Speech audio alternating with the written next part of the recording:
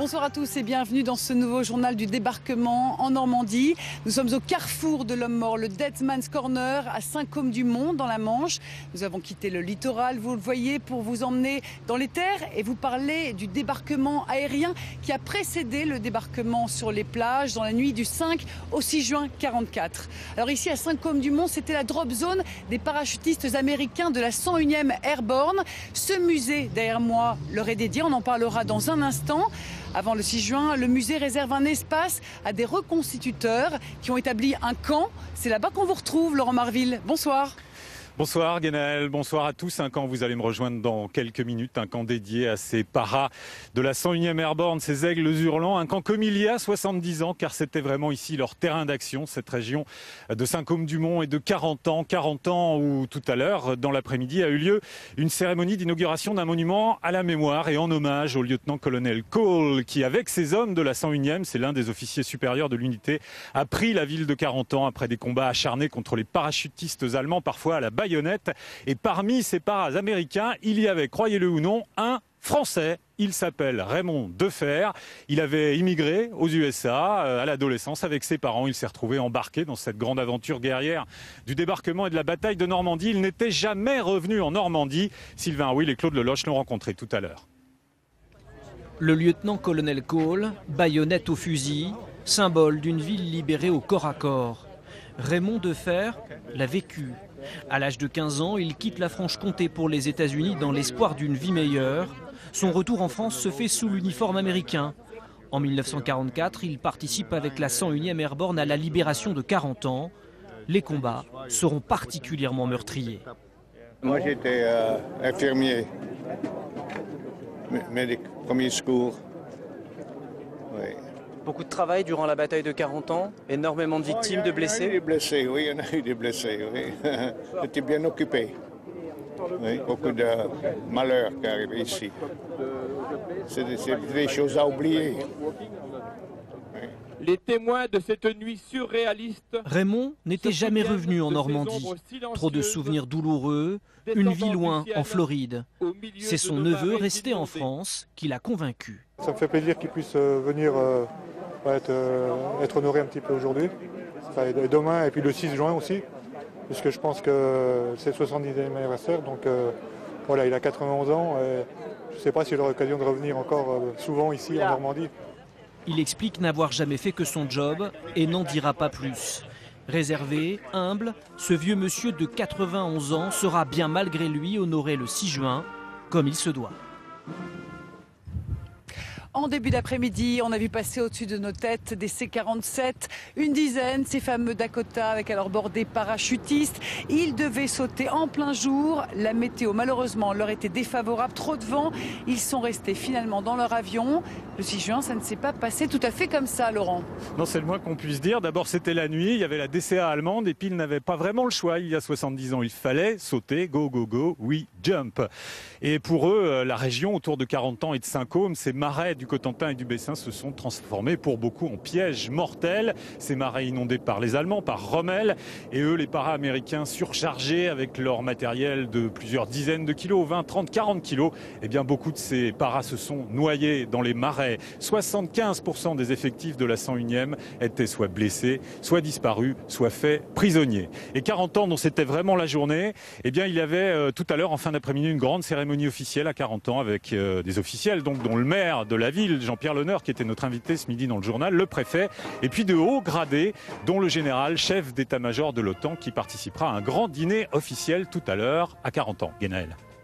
Retour à Saint-Côme-du-Mont, Dead Man's Corner, vous l'avez dit Laurent, les parachutistes américains ont bien sauté le 6 juin 1944. Tous ne sont pas arrivés à destination, loin de là. Pourtant, ils ont réussi à remplir leur mission, une mission que nous rappellent Sabine Daniel et Patrick Mertz. Pour la 101e Airborne, qui a sauté sur la drop zone de Saint-Côme-du-Mont, l'objectif principal était la prise de 40 ans, qui est donc le nœud routier et le nœud ferroviaire. Et c'était obligatoire pour eux de prendre cette ville de 40 ans pour relier les forces débarquées à Utah Beach avec les forces débarquées à Omaha Beach. Les Allemands l'avaient bien compris. Ils avaient donc mis une unité d'élite pour défendre cette ville, qui était donc le 6e régiment de parachutistes allemands, ceux qui ont été surnommés donc les fameux Diables Verts. Ça devait être pris très très vite. la maison sera vraiment prise le 8 et 40 ans, qui était un objectif principal, ne sera pris que le 12 juin. Les adversaires sont en présence, le combat s'engage. Ils ne s'attendaient pas à rencontrer cette résistance et donc lorsqu'ils sont arrivés ici le 7 juin, qu'ils ont pris cette maison, un char en provenance directe d'Utah Beach a été détruit juste ici à l'endroit où il y a la barrière. Et le char a été détruit avec tout l'équipage à l'intérieur, sauf le chef de char qui, lui, est resté pendu pendant plusieurs heures à la tourelle du char. Et donc tous les parachutistes américains qui se sont regroupés ici ont appelé cet endroit le carrefour de l'homme mort, le carrefour où l'homme a été tué. Et ça s'appelle donc le Dead Man's Corner dans tous les livres d'histoire de la 101e Airborne. D'ici jusqu'à 40 ans, il y a 1,5 km, il y a 4 ponts. Et donc ça leur a pris 4 jours pour faire les 1,5 km. Cette fameuse voie ici, qui est donc l'ancienne Nationale 13, sera surnommée d'ailleurs la route de la médaille des blessés. Cette médaille est décernée à tous ceux qui ont été blessés, mais également à titre posthume à tous ceux qui ont été tués. Et donc il y a tellement eu de pertes entre ici et 40 ans que tous les Américains surnomment donc cette route la Purple Heart Lane. Vous le savez, Emmanuel Chonu nous accompagne toute cette semaine sur les lieux emblématiques du débarquement. Découvrez son premier dessin sur ces lieux, peut-être qui l'ont inspiré, le Dead Man's Corner. Bonsoir Michel Detré. Bonsoir. Vous êtes le directeur de ce centre des parachutistes du jour J. Vous êtes propriétaire des lieux depuis 9 ans. Alors d'où vous vient cet intérêt pour les parachutistes américains de la 101e Airborne? Cet intérêt me vient depuis tout petit. J'avais rassemblé quelques objets dans la maison de mes parents, des objets qu'avaient laissés les Américains. Et j'avais une gourde avec laquelle je jouais, sur laquelle il y avait un nom. Et j'avais toujours voulu retrouver ce soldat américain. Il s'est avéré que c'était un soldat de la 101e Airborne qui avait été parachuté le 6 juin 1944 en Normandie. Il s'appelait Forrest Goose. Alors racontez-nous comment vous avez acheté cette maison pour la transformer en musée. J'ai acquis tellement d'objets relatifs à la 101e Airborne que j'ai toujours voulu faire un musée sur la 101e Airborne sur les lieux des premiers combats de la division, c'est-à-dire Saint-Côme-du-Mont 40 ans. Et un jour que je passais avec mon associé devant cette maison, j'ai vu un grand panneau à vendre, on a dépassé la maison, j'ai donné un petit coup de coude à Emmanuel, je lui ai dit fais demi-tour, il me dit pourquoi? J'ai dit fais demi-tour, on verra après. Et puis on est arrivé devant la maison, il a regardé le panneau à vendre, il m'a regardé, il a dit non. J'ai dit oui, c'est là. Et vous avez fait demi-tour, donc vous êtes allé tout de suite acheter cette maison. Mais le 6 juin 1944, cette maison était occupée par les parachutistes allemands, les Diables Verts. À leur tête, le major von der Heite. Notre documentaliste Marc Michel a retrouvé un document dans lequel il explique comment il a réagi quand il a découvert l'arrivée d'avions en masse. Écoutez. J'ai alerté mon régiment. Et le grand matin, j'ai entendu une canonnade direction des 40 ans. C'est pourquoi j'ai donné l'ordre à mon régiment de marcher au canon, direction de 40 ans. Et je me suis rendu moi-même jusqu'à Sainte-Marie-du-Mont, où j'ai pris mon poste-commandement à la mairie. J'ai monté au clocher et la vue que s'est offert à moi était impressionnante. C'était toute la flotte américaine qui était rassemblée.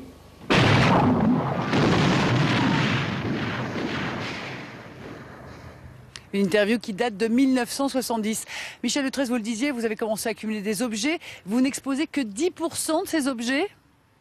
Pour l'instant, nous n'avons pas la place d'exposer plus parce qu'on ne peut pas pousser les murs de la maison. C'est pour ça que nous travaillons depuis des années à une extension du musée qui se trouvera derrière le bâtiment du Dead Man's Corner et nous espérons ouvrir cela pour l'année prochaine, donc pour 2015. Alors chaque été, vous faites une exposition temporaire. C'est l'occasion peut-être de montrer de nouveaux objets. Parlez-nous de cette exposition qui a commencé depuis fin mai.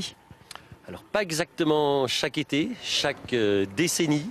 Chaque anniversaire, c'est celui-ci pour le 70e.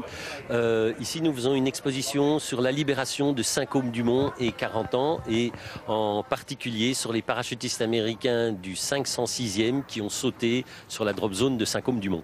Et c'est là-bas qu'on peut croiser aussi des vétérans. Le public peut les rencontrer. Aujourd'hui, nous avions 8 vétérans qui ont passé la journée avec nous. Ils communiquent avec le public, ils les rencontrent, ils signent des ouvrages. C'est vraiment des rencontres très émouvantes. Et aujourd'hui, justement, Stéphanie Poté, Sylvain Rouil ont rencontré un vétéran américain, Donald Burgett, qui a assisté à cette scène du Dead Man's Corner. Pour lui, eh bien, ce nom terrible rappelle forcément un fait tragique du 6 juin 1944. Il a sauté en pleine nuit, du haut de ses 18 ans. Donald Burgett fait partie des premiers soldats à toucher le sol français. Lors du parachutage, sa division est dispersée sur plus de 40 km. En fait, on est arrivé ici pas trop comme c'était prévu. On était au milieu d'une grande offensive et on était empêtrés dans les haies et on essayait de s'en sortir. À Saint-Côme-du-Mont, rapidement, les renforts militaires et humains arrivent pour aider la 101e. L'enjeu, c'est 40 ans, le nœud stratégique pour unir les têtes de pont américaines.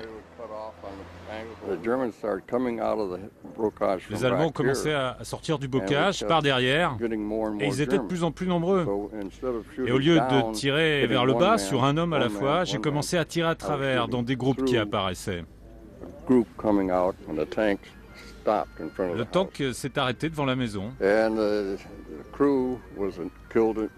L'équipage n'a pas été tué sur le coup, mais le capitaine, le chef de char, qui était debout dans la tourelle, lui a été tué immédiatement. Et plus tard, quand on est revenu, son corps était toujours là, tout droit. Le Dead Man's Corner, carrefour de l'homme mort, servira alors de repère aux troupes. Ce repère, Donald Burgett y revient à chacun de ses voyages en Normandie. Émotion ce matin à 40 ans avec le retour en terre normande d'Herbert Lévy, Laurent. Un vétéran qui a débarqué à J+4 le 10 juin à Utah Beach. Il était dans un des bataillons du génie de l'air américain. Il construisait des pistes d'aérodromes provisoires. Vous le savez, il y en avait beaucoup en Normandie. Et puis des ponts, les fameux ponts provisoires qui devaient remplacer ceux détruits par les Allemands.